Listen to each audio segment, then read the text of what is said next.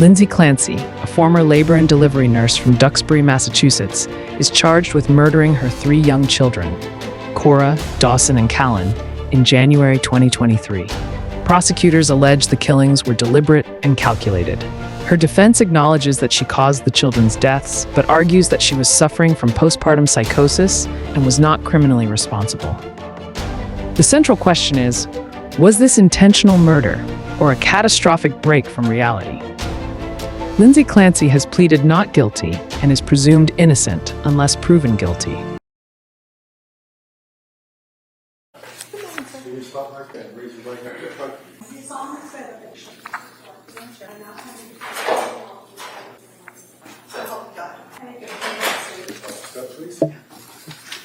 Good morning. Good morning, sir.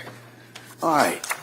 Buckingham, please. Thank you. Good morning. Good morning. Could you please tell the jury your first and last name? Christina Carpio. And can you spell your last name for the record? C-A-R-P as in Peter, I-O. And what do you do for work? I am a general surgeon trained in trauma and critical care. And where do you currently work? I'm hired by Brigham, but I work at South Shore Hospital. Can you tell us a little bit about your educational background?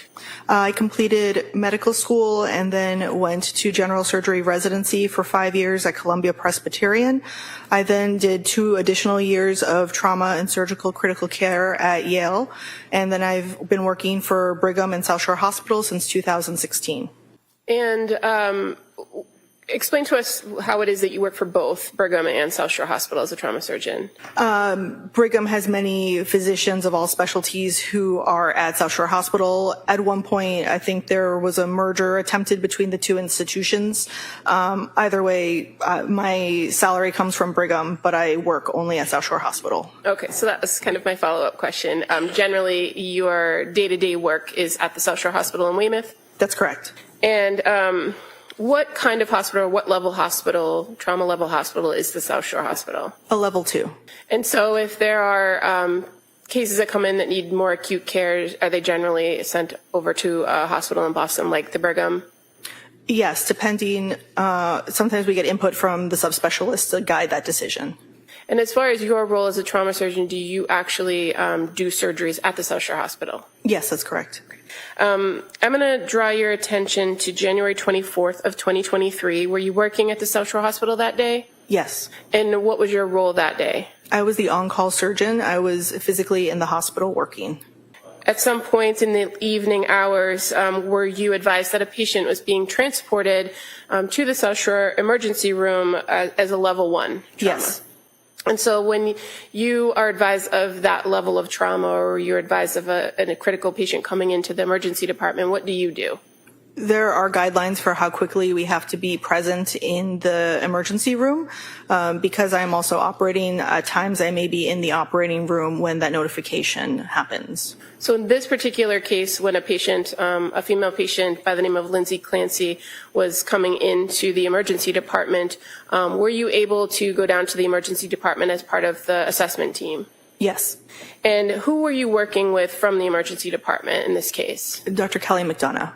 Now, is that a common thing that you collaborate with the emergency room doctors or nurses and technicians in a situation like this?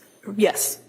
Did you have information that came in through the EMS or the paramedics about the nature of the patient's condition? I recall that we were told it was a fall of unclear mechanism from a height of about 20 feet. And were you advised that there was the possibility of maybe neurological deficits or some serious spinal injury? Yes. And as a result of that information, did that inform your trauma assessment? It was already activated as a level 1. That's the highest mechanism when there is concern for a height from a certain level, a fall from a height of a certain level, and with possible neurological injury. So were members of the neurology department also part of that trauma assessment team? No. Okay. As far as your assessment, did you go and physically see the patient, make observations? Yes. And did you observe her in the emergency department to be intubated? Shortly after arrival, she was intubated. So that was done by the staff at South Shore Hospital, to your knowledge? Yes. And did you observe injuries to her neck and her wrists? Yes. Did you evaluate those to determine whether they needed immediate surgical intervention? Yes. Did they? No, they were superficial.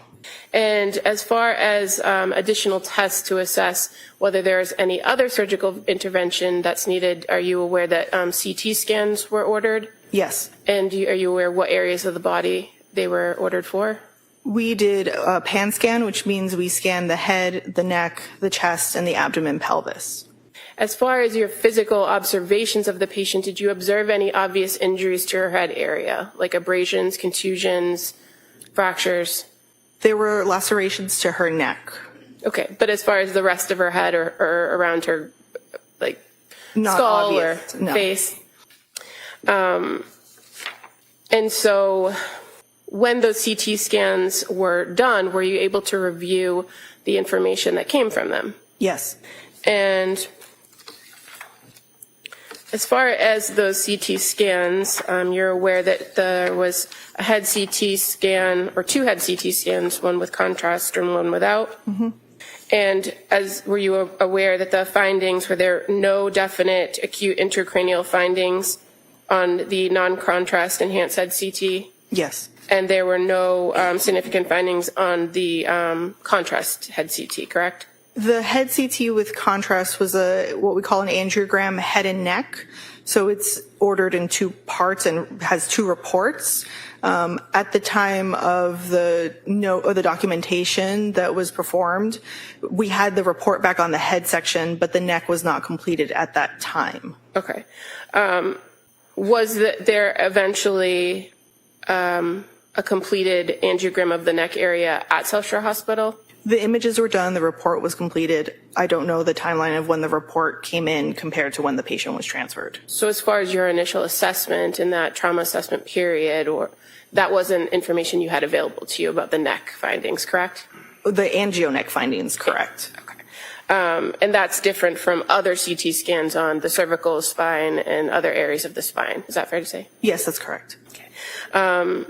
As the trauma surgeon evaluating this case, did you identify that there were some serious spinal injuries to the cervical and thoracic areas? Yes. Did any of those require you to intervene with surgical intervention? No. Do you recall making note that while in the emergency department, the patient became hypertensive and that she was identified as being hypothermic to 82.1 degrees? I remember that she was hypothermic when I reviewed my documentation. The two numbers I saw in my note were normal values of blood pressure, not high values, not hypertension. Okay. If I may approach you just with one of the pages from the notes, read your review.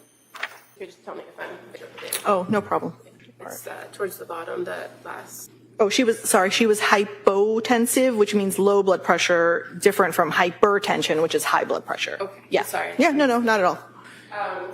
But as far as the hypothermic, that you recall that she was at a very low core body temperature. Yes, that's correct. And do you know what was done to raise her body temperature?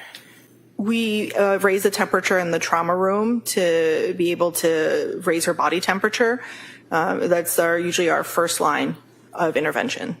And do you also have available to you at the South Shore Hospital what's called a bear hugger or some sort of blanket or wrappings that you can wrap around an individual to try to get their body temperature up? Yes, we have that. And at some point, her body temperature did come up to 95.2 degrees, correct? Yes. And based on your observations of her, did anything change about those lacerations that you observed once her body temperature was up that warranted some surgical intervention of those injuries? No.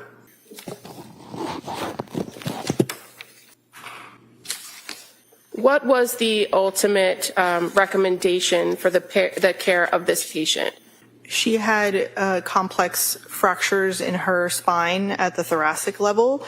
We conferred with our neurosurgery colleague who was on call, who recommended transfer to a tertiary hospital. And so where did this patient go? Brigham. Now, you identified that your hospital is a level 2 trauma, correct? Yes. After fully reviewing this patient, did you agree that this was a level 1 trauma situation? Yes. Are you able to do surgical intervention for these particular injuries that you observed on this patient at South Shore Hospital? The spinal injuries require input from our neurosurgical team. And there was none available to you at the South Shore Hospital? We did contact the on-call neurosurgeon. Because we are a level 2 trauma center, they are not required to be physically present in the hospital, but they were immediately available and they can remotely review images. So I guess my question is, why didn't you do any surgeries regarding those injuries at South Shore Hospital? Why did you recommend the care to a tertiary hospital? The complex level spinal injuries was deemed necessary for transfer by our neurosurgery colleague. Okay, thank you. Green Reddington. Morning. Good morning.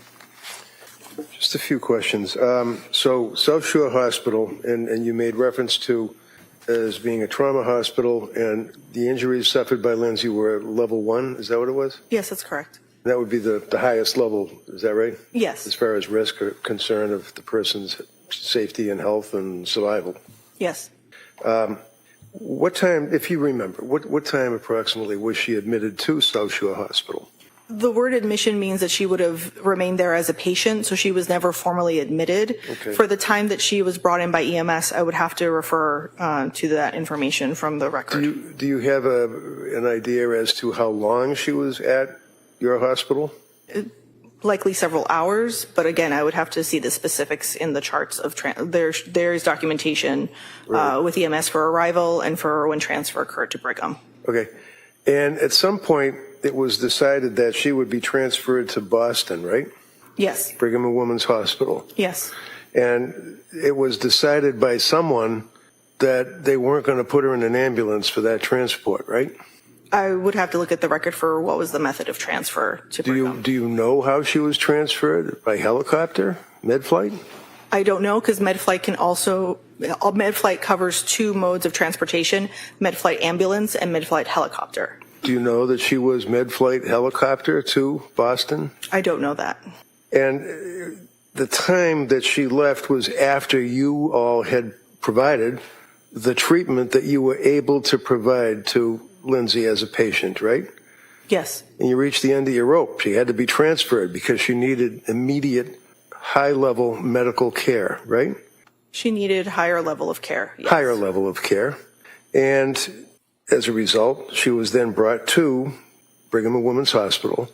Now, the treatment that you had given would include raising her, apparently, temperature, I guess, because she came in at a low temperature, right? Yes. And did you use IV fluids? I would have to check the record, but that is a common intervention. So your memory would be that you believe that you used IV fluids, but you'd have to have me get out of the box and check the record to ask that question, right? Yes, correct. Okay. It didn't really work out very well, though, did it? Because you know that when she was brought to Boston, after all of the time that she was treated at your hospital, she was still core temperature of 82 when she hit Brigham and Women's. Objection. No, I'll allow it if she knows. I did not look at the medical record from another institution. I only reviewed my note from South Shore Hospital. Did you know that your patient had coded shortly after being brought to Brigham and Women's Hospital? No. Did you know that she had to have massive transfusions right after being brought to the hospital in Boston? No. Did anybody in South Shore Hospital make a determination that she had lost a lot of blood? The EMS report did not share that there was a large volume of blood at the scene. She was evaluated part of her CAT scans also help us evaluate for intra-abdominal blood loss. Okay, so when you raised the issue of the EMS, that would be the ambulance, right? Yes. And their report, their run sheet that they prepare, right? That's what you're talking about, right? There is verbal report from EMS when a patient is brought in and also the run sheet of the details. Okay. And when the people from the EMS came in, did they speak to you about the verbal report? They address the entire room, so all the staff in the room is available to hear the details. And you're able to look at the run sheet, correct? No, the run sheet is not always immediately available. So did the EMTs, to your knowledge, as a treating surgeon physician in the trauma center, tell you that there was blood loss? Not to my recollection. Did anyone tell you that at the scene where she was being treated after coming out of the window and striking the ground, that there was blood on the snow and on the leaves and in the grass? I cannot recall if they commented on that. Is that important for you to know if there's blood loss on a patient? If there is a large volume of blood loss, yes, the EMS will routinely comment on the patient being found. Yeah, but that's the EMS. You're the surgeon, right? That is correct, sir, yes. Yeah, and one of the things would be blood pressure, right? What the person's blood pressure is, correct? Yes. And she had, if I understand your testimony correctly, low blood pressure. She initially, when she came in, the note has a normal blood pressure, and then after intubation, her blood pressure dropped. Okay. Do you know what caused the blood pressure to drop? There were several factors at play. As we discovered from her CAT scan, she had an injury to her spinal cord in the thoracic region that very commonly causes issues with maintaining your blood pressure. And do you know what her blood pressure was? I mean, if you don't, that's fine. You need the records. Blood pressure at which point? At the point I'm asking you about, when you noted that she had low blood pressure. No, I don't remember how hypotensive she was, no. As far as being hypertensive, did you know that when she finally hit the Boston hospital that she had massive transfusion of blood? I thought I asked and answered. Oh, did you? You asked me before and I answered that no, I did not know that. Okay. So how about, did you know that they introduced pleural tubes in both sides of her chest and removed many, many cc's of blood from both the right and left pleural cavity? No, I just object to the line of questioning. The witness has already indicated she hasn't read those records. She's not aware of what happened at the Brigham. Go through each and every injury is not. No, she can answer that. No, I do not know that about the patient when she was not at South Shore Hospital. How about the superficial cuts that you were talking about? Would you suggest or would you agree that on the right ulnar area and the left ulnar area of the upper extremities, right and left, that there were a deep cut noted in the skin? The notes about her wrist injuries said that it was through the skin with exposed fat, but there was no exposed muscle or tendon. So Okay. those are more superficial. So you would not agree that they were deep cuts on both arms? You wouldn't agree with that? No, I would not. And again, you're not aware of anything that was diagnosed in Brigham and Women's Hospital, right? That is correct. As far as the injury to her spine, what kind of injury was it? Do you remember? It was at thoracic level T5, T6. And what type of injury was there to the spine? The report said that the stability of this, the pattern of it indicated that there was instability of the spine, which is why we conferred with the neurosurgeon. Right. And nothing much came out of that either, as far as conferring with the neurosurgeon, right? I'm not sure what you mean by nothing much came of Well, you that. didn't show up to come to the hospital, right?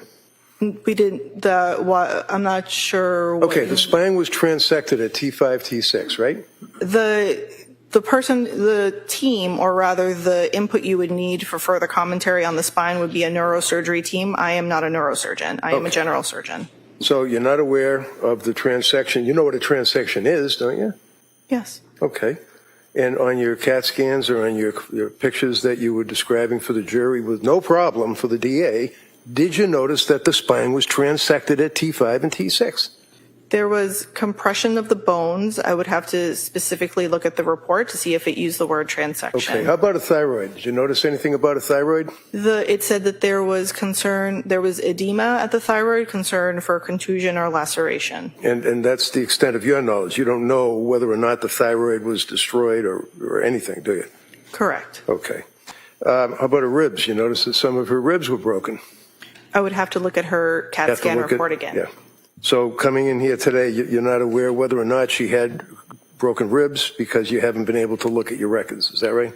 I did review my records. I would have to specifically state into the record what was the injuries. I would be happy to read from my note, which I know is part of the evidence. Yeah. So who is it that decides that a patient is going to be med-flighted into Boston from South Shore Hospital?